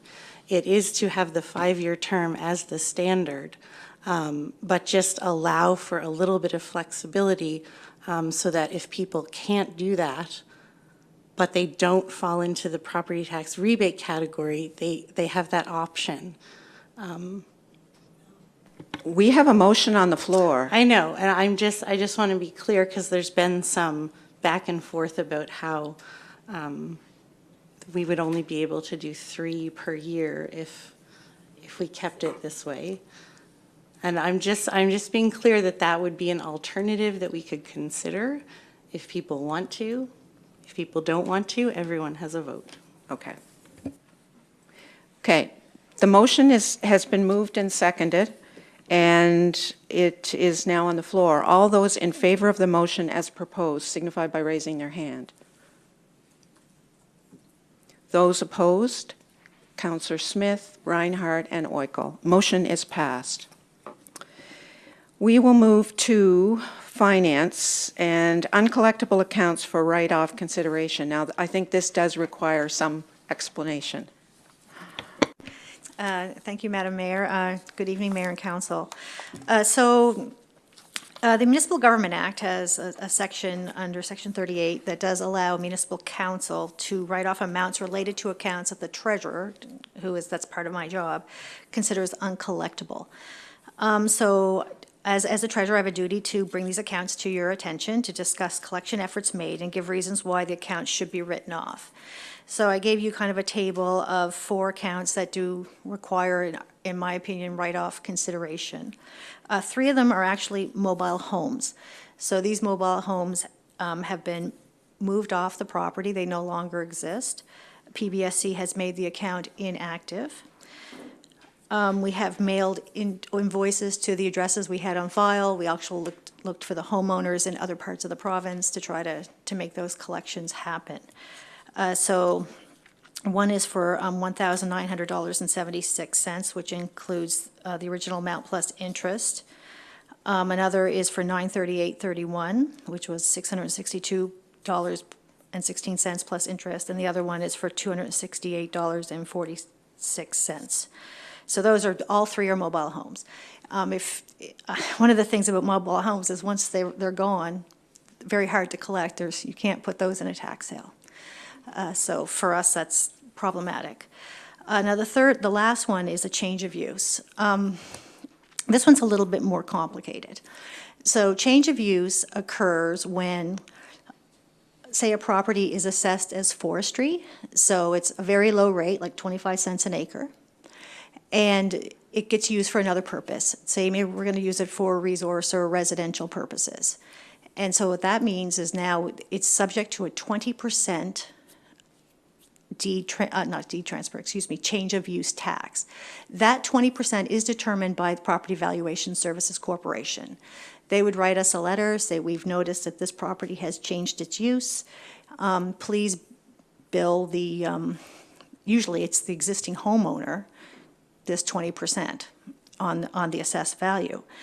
However, PVSC filed a change of use with us in 2021. And it was to the old owner of the property who successfully argued with two PVSC lawyers, because I was talking to Robert Andrews on the situation, that said, oh, this change of use occurred before we purchased the properties, and there's 3 accounts in this whole envelope, and we bought these from this company, and they changed the use, not us, the new owners. So we were stuck with a bill to a corporate name from prior years. So we did bill it. We found 3 different addresses for the corporate name. We went to Registry of Joint Stocks and we found any of the directors, and we tried to collect it. It's not, it appears to me now that the property, the corporate name's revoked. There's no way to collect the taxes on this property, in my opinion. So that $9,000, I suggest just needs to be written off. It's very unfortunate that the change of use wasn't discovered by PVSC when a house was built on the property, but it wasn't. And I can't comment on their procedures, but I believe it was an oversight. Okay, somebody put the motion on the floor, please. Councillor Moore. To the mayor and council, I move that municipal council approve the write-off of uncollectible accounts in the amount of $13,102.56 as presented. And a seconded by Deputy Mayor Vino. Is there discussion on the motion? All those in favor signify by raising their hand. Motion is carried unanimously. That leads us to the LCLs, or the mayor's, deputy mayor's, councillor matters, and LCLC report, and our councillor Hubley had to leave, so no, I'm sorry. It's Deputy Mayor Vino, and I'm sorry. She could do just as good of a job, if not better, but I will give the report this evening. So this is the LCLC update for the month of December. With the drought our local area experienced this past summer, showers and water access were high in demand. The LCLC was pleased to help fill this gap and support residents during this challenging time. After 2 months of construction and installation, the new EV chargers in the LCLC parking lot are nearly complete. The staff are excited to announce the opening of the new electric vehicle fast chargers and invite everyone to join in a celebration on Monday, December 15th from 3 to 6 with a ribbon cutting at 4 p.m. And this cost was entirely from Nova Scotia Power and not to the LCLC. The office and gallery furniture updates are complete. As a reminder, the gallery was often busy with patrons. Adding more furniture has created additional seating and gathering space. allowing more people to enjoy and use the facility. An RFQ for the website redesign was issued, and 3 quotes were received by the November deadline. The new site should be live by March 2026. Funds from a previous accessibility grant are being reallocated to replace the pool lift, ensuring continued accessible use of the aquatic facility. New parking lot lights have been replaced to ensure safety and proper visibility for visitors. Arena operations are fully underway for the fall and winter season. As a result, 2 additional facility operators were hired, 1 part-time and 1 full-time. Compared to the same time last year, foot traffic has increased by approximately 50,000 people, marking a significant year-over-year rise. The growth is driven by several factors, including the 55-plus games, larger Junior B crowds during the spring playoff run, and increased facility rentals and usage. And congratulations to all those who made the 55-plus games a success, and it was the largest to date, which welcomed 849 participations. All outdated and unpaid advertising agreements have now been reviewed, updated, and resolved, with overdue funds collected or signage removed as needed. A naming rights strategy has been finalized, and staff are actively engaging with potential partners. In addition, in-ice advertising logos, on ice, I think that should be, advertising logos, will be available for sale this upcoming summer when the ice is removed for 1 to 2 weeks and a contact list has been prepped. This report provides a brief snapshot of recent activities at the LCLC. For full details, including agenda packages and minutes from all board-related meetings, please visit www.lclc.ca, or you could reach out to your counselor who would have access to these documents, and thus ends that report. Thank you very much. And we will move to letter of support for Big Tancook Island speed limits. And this is back to you, Deputy Mayor Vino. Thank you. I am bringing forward a request for council support and sending a letter to the province regarding road safety concerns by way of lowering the posted speed limits on Big Tancook Island. Over the past several years, residents have consistently raised concerns about the existing 50 kilometers an hour speed limit. The island's gravel and dirt roads, combined with sharp line corners, hidden driveways, and a significant deer population, make higher speeds unsafe, even those familiar with the terrain. There is also a lack of signs identifying these concerns. With the new ferry expected to bring increased vehicle traffic, these concerns are becoming more urgent. A community-led petition received over 150 signatures was sent to myself and the MLA, Daniel Barkhouse, representing every full-time resident of Big Tancook Island, along with many part-time residents who care deeply about the community. In addition, 6 letters of support were submitted and have been included in the agenda package by residents, medical professionals, and key island organizations, including the Harbor Authority, the Recreation Center Association, the school, and the Emergency Response Association. This reflects a unified, well-considered request for a modest but meaningful speed reduction. I want to note that I've never brought forward an item that falls under provincial jurisdiction. However, in this case, the MLA has clearly indicated that council's support would strengthen the community's position. The correspondence between myself and MLA Barkhouse is included in the agenda package. While the province does not currently set speed limits below 50 kilometers an hour on these types of roads, the MLA has advised that another level of government endorsing this request adds weight and demonstrates a unified response.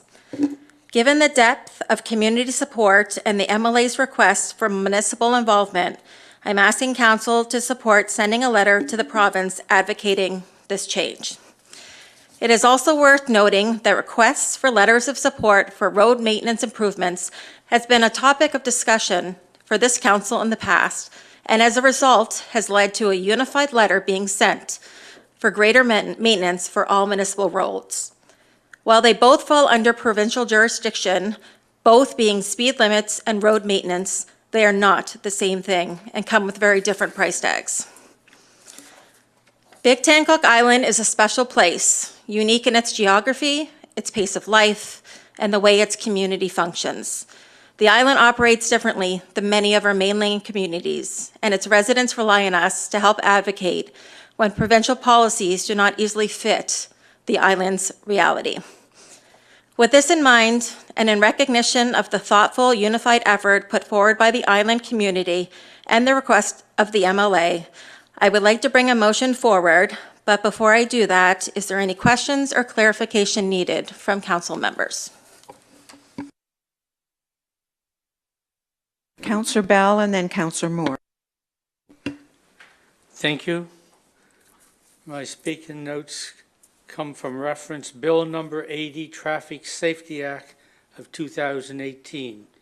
Also, Bill number 130, Revised Traffic Safety Act 2025, which states speed limits in Nova Scotia as set by the province of Nova Scotia, primarily through the Motor Vehicle Act, which establishes a default of 50 kilometers per hour limit in residential areas, with specific posted limits for highways and other zones decided by the Provincial Traffic Authority, often in conjunction with municipal requests and data from speed studies.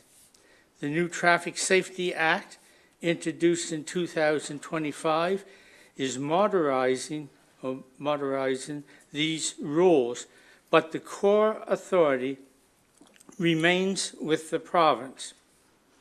But Section 16, Item 1, the council of a municipality may appoint one or more persons as a deputy municipal traffic authority for the municipality. We have not done that. That's normally reserved for municipalities with town status, not rural municipalities. Last year, I looked at reducing the speed limit on the old Pence Road in the community of Pence through a petition by the residents that wanted it reduced from 50 to 30. I was told by the provincial authorities, we will not even consider that. The province would have to change the law before you could make the request. So apparently, MLA Barkhouse may not be aware of this statute, that the province has the sole responsibility. Asking a municipal council to vote in something or support something that is against a provincial law seems a bit strange to me. Now, I would like to support the Deputy Warden, Mayor, on this request, but I find it difficult to do. I'm not sure how we would word it, asking for support to do something for a law that does not exist. So I just tried to educate myself before I came here tonight on how this would work, and it's very clear on the new revised Traffic Safety Act that the province themselves wrote. So I'm not sure how this fits in, that we can do it and save face, but I want to be supportive. Thank you. Councillor Moore, I think, and then Councillor Brooke. Thank you. So Big Tancock, as far as I know, does not have a police station on it, nor a full-time policeman there. So even the suggestion of lowering the speed limit and enforcing it is really, unless a few people want to put a sheriff badge on their jackets, well, on Tancock Island, I mean, but no, I understand where it's coming from, but I cannot support this. It's not going to be able to be policed. People are not, it's not going to happen. It's not going to work. Councillor Brooks, and then Councillor Smith. I'd like to address these ladies here who were, brought their road issues forward. And I will say that, I think I speak for all of the councillors, none of us. Councillor Brooks, you have to speak to the motion. I'm sorry, to the Yeah. motion. Yes, so to the motion, I understand council. on the floor yet. I didn't put it on the floor yet. You didn't, sorry. Okay, so You go ahead. You can say what you like, Councillor Brooks. I was just going to say that I understand Councillor Bell's point, and we are often left in municipalities with the cold comfort of nothing more than being advocates. I've been approached by the police chief in Riverport for a provincial road situation because we have a dotted line in front of the fire department and a speed limit that makes just the fire department members have unsafety. Will I have a chance of changing that at the provincial level? I don't know, but I think it's my duty to try to say something because it's my community. I didn't ask for the road to be provincial, but I've got to advocate for my fire chief and for those members who have that. That's all. That's the only lever I have to throw. So, yeah. Councillor Smith. Yeah, the motion's not on the floor, but I will be supporting it because I think it's really important that we recognize the advocacy, the organizing efforts when communities come together on an issue and do as much work as I see that the folks on Tancook Island have. That we recognize it, and you know, like the letters of the support that came with this package. You know, the doctor can't fix the roads. You know, they don't have the power to fix the roads, but they do have the power to say, like, we recognize there's a problem, and this would be the value if you fixed it. And I kind of feel like we're in the same situation. Like, we are part of the community. We can recognize when there's a problem and support communities asking to fix it. I don't think that I'm hoping that we're not saying, you know, in the letter that we're going to do it. You know, we're just saying we recognize the community's efforts and recognize that this is a problem that needs attention. Would the province please look at it? I do feel a little bit of, you know, it took me a little bit to get to this position because when I brought forward a petition from my community with even more signatures, the blowback was such that I withdrew the motion. We didn't even vote on it. And then when we decided to put forward a letter to the province, like I asked, could we at least mention the community that instigated this discussion? And I was told no. So my plea would be, can we please just recognize when communities come to us with a problem, if it's provincial, it shouldn't be any skin off our back or our nose, whatever that expression is, to write a letter of support recognizing their efforts. Before I go back to you, do you want to put the motion on? Okay. Yeah, I'll put the motion on the floor and then discussion can continue at your request. To Mayor McLean-Weil and members of council, I move that Municipal Council authorize the mayor to write a letter to Honorable Fred Tilley, Minister responsible for the Department of Public Works, with a copy to the local MLA in support of the request from Big Tancook residents to reduce the posted speed limit on Big Tancook Island roads from 50 kilometers an hour to 30 kilometers an hour to provide better safety for pedestrians. And I so move. Is there a further a seconder, yes, thank you. Seconded by Councillor Burns. Discussion? Councillor Vino. Yeah. I just wanted to just reference that the drive behind this is not so much about policing, it's about letting future users know what the speed limit is out there. And truthfully, I would not have brought this request forward to council because when the residents approached me, I let them know what they should do and that it's a provincial road. It's the MLA who, you can see in the emails, who's clearly asking for this letter of support and indicated If you do not want to help them with their issue, fine, but there's strength in numbers. So that's why I bring it forward here today, because it's an MLA request. Otherwise, I would have let it go through the chain of commands, which I had outlined in the emails. But at the end of the day, I'm a representative for Big Tancock Island. This is their concerns, and I bring forward asking for support and sending this letter. And Big Tancock Island is very different from communities on land. They lack a lot of things, but community support and coming together is not one of them. Thank you. Any discussion on the motion? Okay. All those in favor signify by raising their hand. Motion, those opposed? Those opposed? Councillor Moore. Motion is carried. We have no additional items in this section of the meeting, so we need a motion to go in camera, because we have two items to discuss, one of a personnel nature and the other in a contract negotiation. So moved by Councillor Oikel. Do you have a seconder? Seconded by Councillor Brooks. All in favor? Motion is carried unanimously. We'll go in camera. Thanks to the public participation tonight. Thank you for coming. Yeah.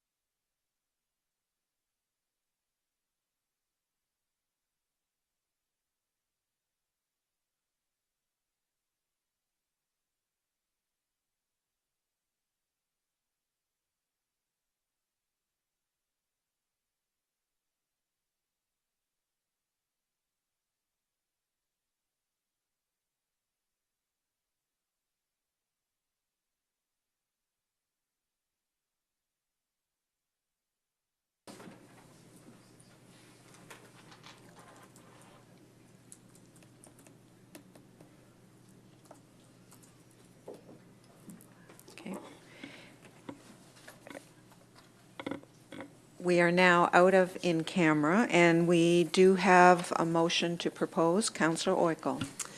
To Mayor McLean Weil and members of council, I move that municipal council direct staff to execute a lease for municipal space in the Well Tide building, and I so move. And a seconder for the motion? Seconded by Councillor Burns. Is there any discussion on the motion? Or Brooks, I'm sorry. It's getting late. Any discussion on the motion? All those in favor signify with raising their hands. Motion is carried unanimously. There is no further business on the agenda. The meeting is adjourned.